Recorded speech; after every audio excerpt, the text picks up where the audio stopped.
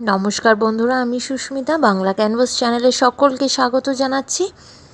গরম ভাতে এরকম রুই মাছের ঝোল যদি খাওয়া যায় তাহলে আর কিছু লাগে না, আর তা যদি হয় আলু দিয়ে তাহলে তো আর কোনো কথাই নেই। চেষ্টা করছি আজকের রেসিপিটা একদম সিম্পল রাখার, যাতে খুব সহজে এবং তাড়াতাড়ি আপনারা এই রেসিপিটা তৈরি করে ফেলতে পারেন বাড়িতে। সাথে থাকবে অবশ্যই টিপস অ্যান্ড ট্রিক্স। তাহলে চলুন দেখে নেওয়া যাক আমার আজকের রেসিপি রুই মাছের ঝোল। তাহলে রুই মাছের ঝোল বানানোর জন্য এখানে রুই মাছের পিসগুলোকে আমি ম্যারিনেট করে নেব। অনেকগুলোই ছোট বড় মাছ আছে, আপনারা চাইলে কিন্তু অবশ্যই ছোট সাইজের পিস নিয়ে নিতে পারেন। আর এই মাছগুলোকে আমি অল্প নুন আর হলুদ মাখিয়ে নিচ্ছি। আপনারা চাইলে কিন্তু এর মধ্যে অল্প সর্ষের তেলও দিয়ে দিতে পারেন, তাহলে কিন্তু মাখানোটা অনেক স্মুথ হয়। আমি দিইনি। এবার কড়াইতে তেল দিয়ে দিয়েছি। কড়াইতে আমি এখানে 3 থেকে 4 চামচ মতো রিফাইন তেল দিয়েছি। চাইলে আপনারা রান্নাটা কিন্তু অবশ্যই সর্ষের তেলেও করতে পারেন। এবার একটা একটা করে মাছ আমি ভেজে নেব। মাছগুলোকে কিন্তু আমি এখানে একটু লাল লাল করেই ভাজবো। একদিকটা ভাজা হয়ে গেলে কিন্তু অপর দিকটাও এই সেমভাবেই ভেজে নিতে হবে। এরকমভাবে একই প্রসেসে সব মাছগুলোই ভেজে নেব।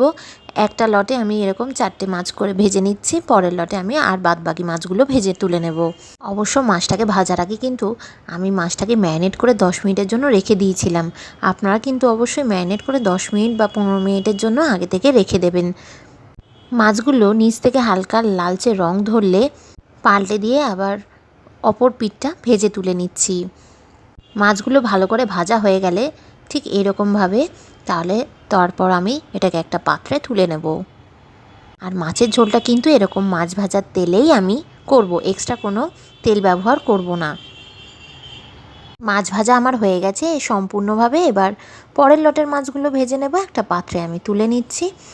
আপনাদের যদি আমার ভিডিও ভালো লেগে থাকে তাহলে আমার চ্যানেলটিকে অবশ্যই সাবস্ক্রাইব করবেন। আমার চ্যানেলে নতুন দর্শক হলে আমি তাদেরকে জানাই অনেক অনেক শুভেচ্ছা ও ভালোবাসা। আশা রাখছি আপনাদের মনের মতো আমি রেসিপি নিয়ে হাজির হতে পারবো, আর আপনাদের সাথে ডেলি আমার দেখা হবে আমার রান্নার এই ভিডিও দিয়ে। আপনারা অবশ্যই আমার চ্যানেলের পাশে থাকা বেল আইকনটা প্রেস করে রাখবেন, যাতে নতুন কোনো ভিডিও আপলোড করলে তার নোটিফিকেশানস আপনাদের ফোনে সঙ্গে সঙ্গে যাবে। চলে আসছি আবার রান্নায়। এবার এর মধ্যে কিন্তু কেটে রাখা আলুগুলো দিয়ে দিলাম। আলুগুলোকে আমি এরকম লম্বা লম্বা করে কেটেছি। ঠিক মাছের ঝোলে এরকম লম্বা লম্বা করে আলু দিলে কিন্তু খুব ভালো লাগে দেখতেও এবং টেস্টিও হয়। আলুটা দিয়ে আমি কিন্তু ভালো করে আলুটাকে ভেজে নিলাম। আলু ভাজার সময় আপনারা অবশ্যই অল্প নুন অল্প হলুদ ব্যবহার করতে পারেন। মোটামুটি মিনিট 5 মতো আমি আলুটাকে ভালো করে একটুখানি ভেজে নিলাম। এবার আমি ভেজে এটাকে তুলে নিচ্ছি। আপনারা চাইলে আলু দিয়েই রান্নাটা করতে পারেন, বাট আমি তুলে নিয়েছি, ভাজা হয়ে গেছে। এবার পরের স্টেপগুলো আমি চলে যাচ্ছি। সেম তেলে আমি ফোড়নে দিয়ে দিলাম 1 চামচ মতো সাদা জিরে আর একটা শুকনো লঙ্কা। গোটা জিরে আর শুকনো লঙ্কা থেকে একটা সুন্দর ফ্লেভার যতক্ষণ না বেরিয়ে আসছে আমি কিন্তু ততক্ষণ কিছু দিচ্ছি না। 1 মিনিট মতো ফোড়নটা ভাজা হোক, সুন্দর একটা গন্ধ বেরোনো অবধি ওয়েট করছি। ততক্ষণ আমি এখানে একটা পেস্ট তৈরি করে নিলাম আদা পেঁয়াজ আর টমেটো। এই রান্নায় কিন্তু আমি রসুনটা ব্যবহার করলাম না। এই রান্নায় কিন্তু গোটা জিরের যে ফ্লেভারটা সেটা দুর্দান্ত লাগে। দিয়ে দিলাম আমি যে পেস্টটা এক্ষুনি তৈরি করলাম পেঁয়াজ আদা আর টমেটোর, সেটা আমি কিন্তু অ্যাড করে দিলাম। এবার মিডিয়াম ফ্লেমে কিন্তু আমি এটাকে অনেকক্ষণ ধরে কুক করে নেব। ততক্ষণ অবধি আমি কুক করব যতক্ষণ না এই মশলা থেকে কাঁচা যে গন্ধটা সেটা চলে যাচ্ছে।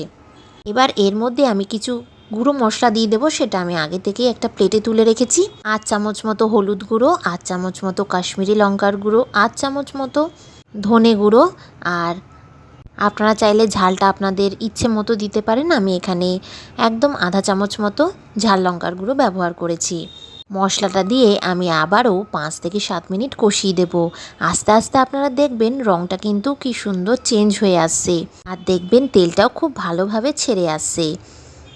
আপনাদের কিন্তু একদম মিডিয়াম টু লো ফ্লেমে এই মশলাটাকে কষিয়ে নিতে হবে যতক্ষণ না টমেটোর একটা কাঁচা গন্ধ ওটা চলে যাচ্ছে, ততক্ষণ অবধি কুক করে নিতে হবে। আর মশলা থেকে তেল রিলিজ হওয়া অবধি কিন্তু আমি মশলাটাকে এভাবেই ঠিক কষিয়ে নিচ্ছি। আপনারা একটুখানি ধৈর্য নিয়ে পেশেন্স নিয়ে আপনারা রান্নাটাকে এইভাবেই কমপ্লিট করবেন। ততক্ষণ অবধি কষাবেন যতক্ষণ না ভালোভাবে রান্নাটা কষানো হচ্ছে। 7 থেকে 8 মিনিট খুব ভালোভাবে মশলাটাকে আমি কষিয়ে নিয়েছি। কাঁচা গন্ধ টমেটোর আর পেঁয়াজের একদম চলে গেছে। এবার যে আলুগুলো ভেজে রেখেছিলাম সেটা এই স্টেজে দিয়ে দিতে হবে। তারপর যে মশলাটা এতক্ষণ কুক হলো তার সাথে আলুটা খুব ভালো করে কষিয়ে নিতে হবে। আপনাদের মনে রাখতে হবে আপনাদের আলুগুলো কিন্তু 50% অবধি ভাজা আছে। মিডিয়াম ফ্লেমে রেখে মশলাটাকে কিন্তু ভালো করে আলুর সাথে কষিয়ে নেব।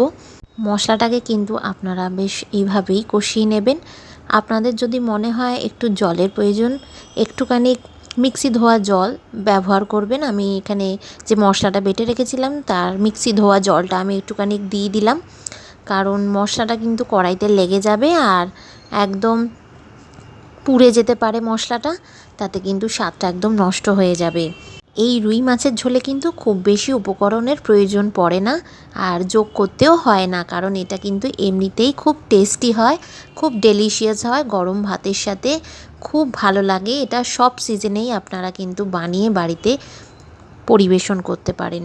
শুধু মাথায় রাখতে হবে মশলাটিকে খুব ভালো করে কষিয়ে নিতে হবে, তাহলেই তার স্বাদ বেড়ে যাবে। মশলা কষানোর ওপরেই স্বাদ নির্ভর করে। আমি এখানে কিন্তু 1 কাপেরও বেশি উষ্ণ গরম জল ব্যবহার করলাম যখন দেখলাম মশলা থেকে একদম তেল রিলিজ হয়ে গেছে। যেহেতু মাছের ঝোল বানাচ্ছি তাই জন্য জলের পরিমাণটাও সেরকমভাবেই দিয়েছি। আমি কিন্তু এই সময় ফ্লেমটাকে একদম বেশি বাড়িয়ে দিয়েছি। আর আমি এখানে 1 চামচ মতো নুন ব্যবহার করলাম। 1 চামচের একটু বেশি ব্যবহার করেছি, 1.5 চামচ মতো। আপনারা চাইলে আপনাদের স্বাদ অনুযায়ী নুনটা ব্যবহার করবেন, কারণ এর আগে আমি নুনটা ব্যবহার করিনি, আমি এখন নুনটা ব্যবহার করলাম। নুনটা দিয়ে আমি একটুখানি নাড়াচাড়া করে দিলাম। এবার আমি ঝোলটাকে ভালো করে ফুটিয়ে নেব। ঢাকা দিয়ে দিয়েছিলাম 5 মিনিটের জন্য। এবার মাছের পিসগুলো যোগ করে দিয়েছি। এবার মাছের পিসগুলো দিয়ে ভালো করে ঝোলের সাথে কিন্তু ডুবিয়ে নেব, যাতে মাছটা ভালো করে ঝোলের সাথে মিশে যায়। এবার এইখানে তারপরে ঢাকা দিয়ে রান্না করতে হবে। আপনারা চাইলে এই সময় কিন্তু অবশ্যই চেরা কাঁচা লঙ্কা ব্যবহার করতে পারেন, তাতে কিন্তু ফ্লেভারটা কিন্তু দারুণ আসে। এবার আমি এটাকে ঢাকা দিয়ে রান্না করছি। মিনিট 5 রান্না করে নিয়েছি একদম মিডিয়াম ফ্লেমে।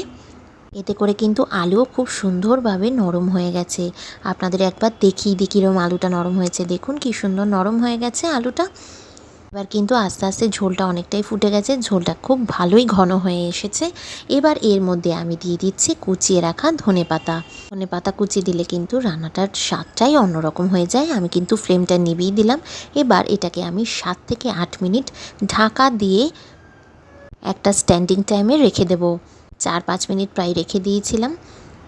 আমাদের এরকম রুই মাছের ঝোল কিন্তু একদম রেডি। কেমন লাগলো সেটা অবশ্যই আমাকে কমেন্টসে জানাবেন। ভালো লাগলে একটা লাইক করবেন আর ভিডিওটাকে কিন্তু অবশ্যই শেয়ার করবেন, তাহলে আমি বুঝতে পারবো আপনাদের এই ভিডিওটা ভালো লেগেছে।